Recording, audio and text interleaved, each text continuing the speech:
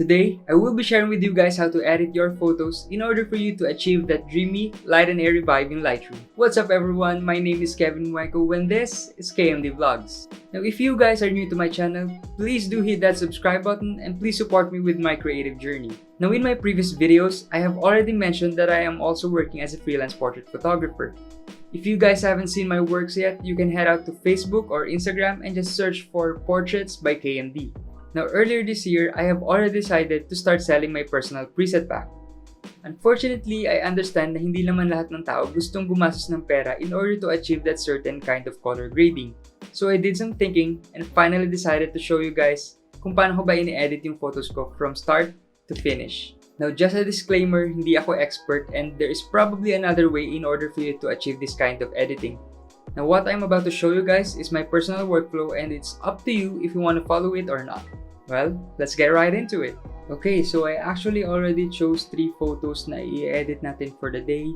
And I specifically chose these photos kasi iba-iba yung quality and amount of light na meron yung bawat photo. And I think mas maipapakita ko sa inyo how I personally adjust yung editing style ko in order to achieve yung dreamy look na gusto ko. So I'd like to start with this one. This was a shoot with Lyra and kung mapapansin nyo, I specifically asked her to stand sa ilalim ng shade wherein konti lang yung light na nakakapasok. I think that time na-visualize ko na with the few light streaks na pumapasok, mas ma-achieve ko yung dreamy look na gusto kong i-achieve. So in order to make this video not that long, papakita ko sa inyo how I use my preset pack and we'll still go through every tab just to show you guys kung ano yung ina-adjust ko with every photo. So for this one, I'd like to use my base preset number 2. Ayan. So basically, ito yung kalalabasan when I hit my KMD base preset number 2. It's actually a lot better compared sa first one, compared sa raw one. Medyo nakikita ko na yung gusto kong output. I just have to adjust a few things. So first, let's go with the basic tab. I am actually already good with the white balance. Tataasan ko na lang siguro yung exposure because I think it's still a bit too dark for my taste. And again, I have to emphasize this. If you want to achieve yung dreamy look, you have to go for brighter photos. Maybe sa umpisa medyo may ilang kayo kasi some might say na it might look overexposed. Pero if you really want to achieve that dreamy look, then you have to lean towards yung slightly overexposed photos. So, yan. Exposure, let's adjust this one. 0.7 looks nice. Or less contrast. For the shadows, up ng onte. Blacks, maybe down a bit. Whites, definitely up. Clarity, texture. Hindi ko muna gagalawin tong texture. I'll leave it for later. Clarity, siguro around -7. I think okay na ako the basic tab. Let's move on to the tone curve. So, another reason bakit in-apply ko na lang yung preset pack ko is to save a lot of time to tweaking these settings kasi medyo matagal siya and it takes a lot of trial and error before ko na-achieve tong ganitong look. So, for now, let's stick with the RGB channel and this channel pala muna. Highlights, I think taasan ko to ng onte. For the lights, this is something I like playing with. I usually bump this up para mas maraming light yung pumapasok. For the darks, up. Shadows as well, up. And I think that looks better. Okay. Wait, let me adjust ulit tong sa blacks. I think it's way too dark pa din. I think it's still way too dark specifically sa shadows na area. So let me pull up the shadows. Okay. I am actually good with that one. Now let's head on to the Hsl panel. So, kung mapapansin nyo, binabago ko lahat ng colors. At least almost all, except for the aqua. I like to pull yung reds and the oranges papunta sa kaliwa. I've noticed na kapag ganito yung sinusunod kong adjustment sa hue, medyo pastel yung dating ng colors ko instead of the usual na strong, vibrant colors. So, I like medyo neutral na pastel. Something like that. For this one, I think bababaan ko pa ng onti yung blues. And then, for the saturation, I really pull my greens way down. Kasi if I don't, then ganito kalalabasan. And that is just way too bright for me. So I think I'll go with negative 64 maybe. Let's see. I think that looks fine. For the skin tone, probably add some reds. Add some orange. Wait, bawas ko na yung reds. Just to make it pop a bit, siguro add tayo ng onting yellow. And I think I'm good with that. Okay. For the saturation ng blues, bababaan ko to kasi right now as it is, medyo matingkad pa yung blues dito sa sky area natin. So, bababaan ko siya ng konti lang. Ayoko naman totally alisin yung blues dito. Yeah, for the luminance, as you can see, I like to keep things a bit dark dito sa shade ng colors kasi binabawi ko naman yung exposure sa basic and the tone curve tab. Enough with that, let's go with the split toning. Now, this is the colors na prefer ko. I've noticed na ito yung colors na nag-work best with my editing style, and sobrang dami kong trial and error na ginawa when I was starting out until I've come up with these colors. So for the highlights, I tend to go with 306. So medyo bluish to I think reddish ng onte. And then for the shadows, it's between blue and green. Again, it's very minimal lang, 10 and 5. Para hindi siya masyadong para hindi masyado na overpower yung color grading ko. Now, let's go with the details. For the sharpening, I tend to keep it around 45. Actually, minsan 30 to 50 depending on the photo itself. But for this one, I think I'll keep it with 45. Noise reduction, even though outdoor shoot naman to and okay naman yung lighting, nagdadagdag pa rin ako ng onte. Okay, so I think I'll keep it at that level. And then, lens correction, always make sure na naka-enable yung profile nyo and choose the right lens. So for this one, I actually use the Sigma 16mm f1.4. Kung mapapansin nyo, with and without enable profile corrections, sobrang laki ng difference. So, just applying this profile correction, nagba-bright up na yung image ko.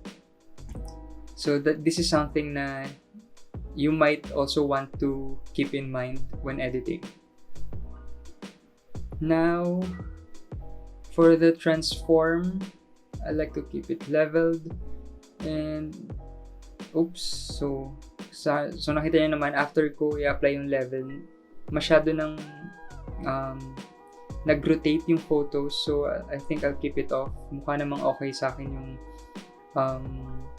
yung leveling ng photo. Yeah, I think I'll keep it this way. Now, for the transform, for the effects, previously, I like adding grains sa photos ko, pero after ko ma-establish yung dreamy, light, and airy edit ko, I already started gradually removing yung grains until right now, hindi na ako actually gumagamit ng grains. Although, admittedly, I am trying to come up with a new editing style and it involves a lot of grains. So, I hope you guys watch out for it, and I might release sample photos wherein iba na yung color grading ko and I am actually using a lot more grain. Pero for now, let's stick with no grains pa. And then, for the camera calibration, ito yung pinaka nakapagpabago nung color grading ko. So, with the use, I like going on the right side instead of the left para medyo natural pa rin yung skin tone ko. So, this combination, tong sa camera calibration, this is something na na-achieve ko after countless trial and error sessions when I was making this specific preset. And if you guys want, pwede nyo naman gayahin na to. But again, it's up to you kung gusto nyo pa i-adjust to sige, kaya mo yan.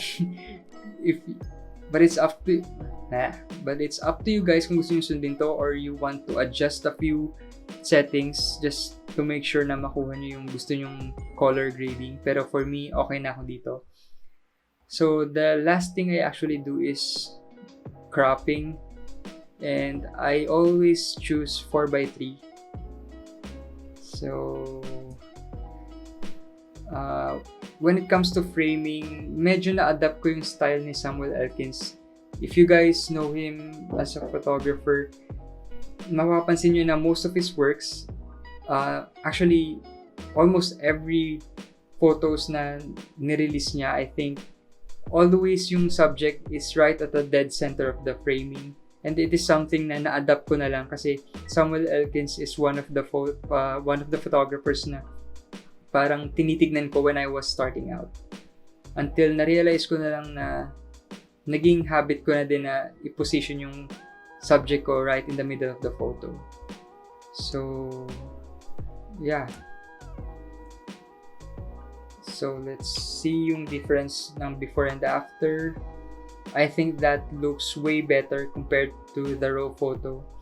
Nakakuha ko na yung gusto kong color with the pastel and medyo neutral lang, medyo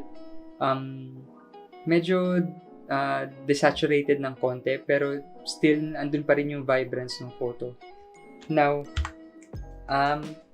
just to add up, meron akong actually ginagawa to make sure na mas ma-achieve ko yung dreamy look. So, normally we go for really sharp photos, pero if you want to achieve that dreamy look, you can also try doing this trick na ginagawa ko. So what I like to do is I like using the graduated filter and i-apply ko lang sa buong photo pero don't use the exposure. What I like to do is play with texture and clarity. Now, ito yung pinaka-ginagalaw ko para magmukhang medyo hazy, medyo dreamlike yung itsura ng photo. So, instead of going up, as you can see, the more na ina-add ko yung texture, the more na nagmumukhang rugged yung photo. So, on the contrary, if you actually go on the negative side, mas soft and mas dreamy yung dating. So, what I like to do is pull it down a bit. Maybe -19, and for the clarity, konti lang kasi nag-add naman na tayo before, -8. And for the dehaze, I actually go negative dito. So, oops, that's a bit too much. Maybe -5. Still too much. Siguro I'll stick with -2 na lang dito. To still keep that sharpness kahit papano, even though dreamy yung pinapursue nating look. So, yeah. I think this actually looks great. Hold on. As you can see, even when I try to zoom in, sharp pa rin naman yung photo, pero definitely smoother yung overall look na niya. And let's compare to the raw photo, and I actually like it. I think goods na ako dito. Oh, I almost forgot. I actually add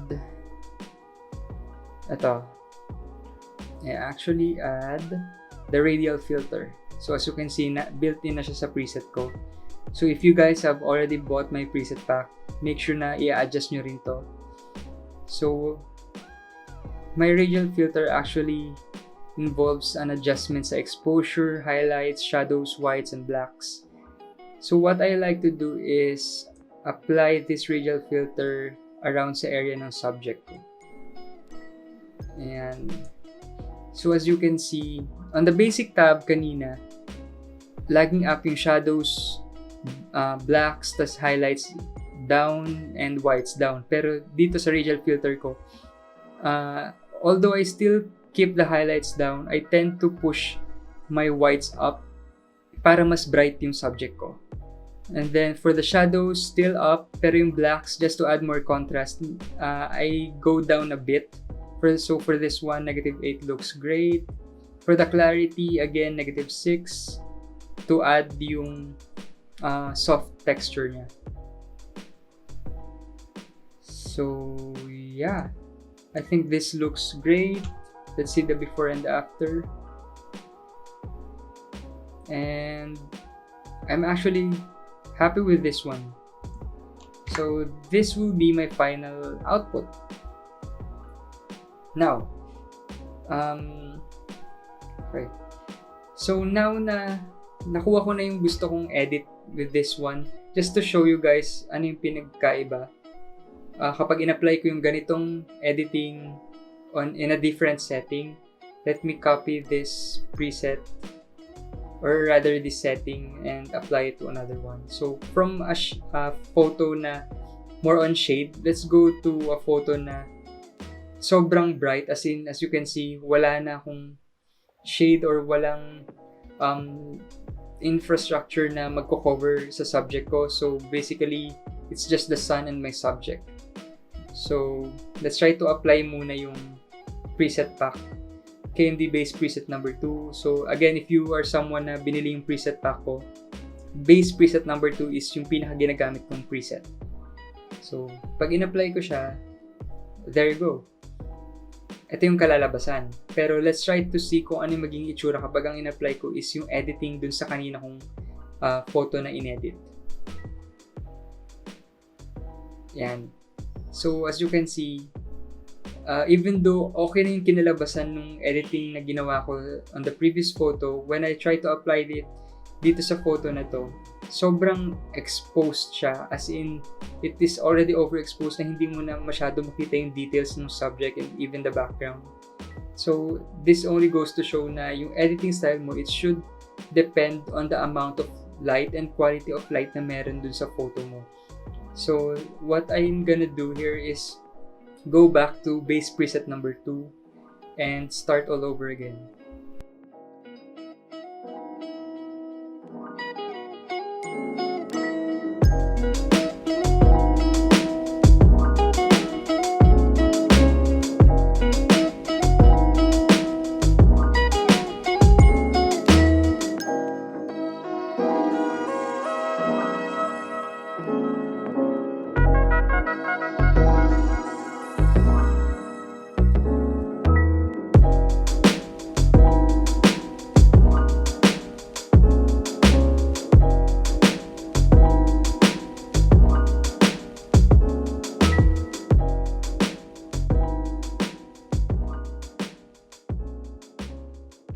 So let's compare it. This looks way better compared to this one. I think na-achieve ko na dito yung medyo pastel na muted color. And this looks way dreamier compared to this one. So I'm good with that. Okay, now let's move on to this third photo. This is something na shoot ko inside a room. So for this photo, I actually used the prism in order to achieve tong haze effect nito sa upper portion, or rather sa right side ng image. And it is very organic. So very natural lang yung pagkaka-add niya. And I think eto pa lang, we are already one step closer dun sa dreamy vibe na gusto natin achieve. So again, let's try to use the base preset number 2.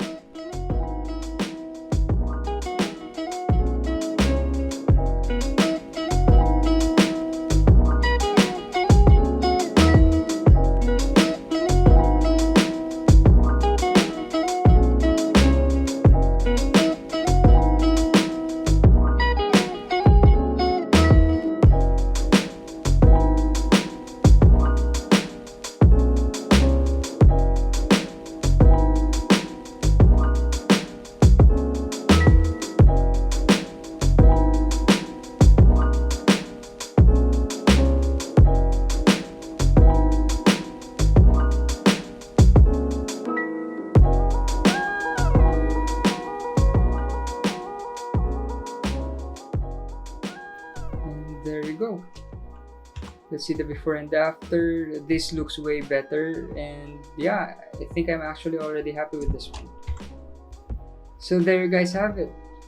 We already edited 3 photos, and siguro naman nakita nyo how I go through my editing style and how I try to adjust my editing depende sa quality of light na meron yung photos. And again, as I have mentioned earlier, iba-iba yung editing na pwede natin gawin in order to achieve this kind of look. Pero this is personally how I do it, and it's up to you kung susundin nyo to. So that is it for me today. I hope you guys learned a lot, and I hope you guys enjoyed this video. And if you guys haven't clicked that subscribe button yet, please do hit that now. And I hope you follow me with my next videos. And that is it for me today. I'll see you again next time.